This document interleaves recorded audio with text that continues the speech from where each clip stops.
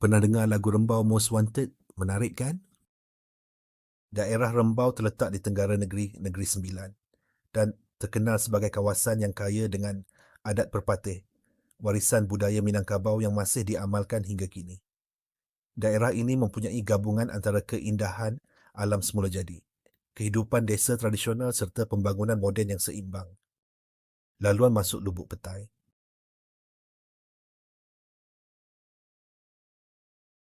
Kolam air panas Cengkau.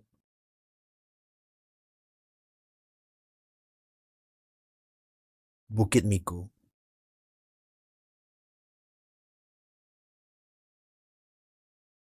The River Campsite.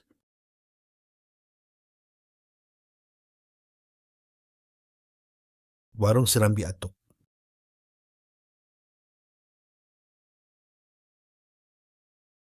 Replika istana di Raja Melawar.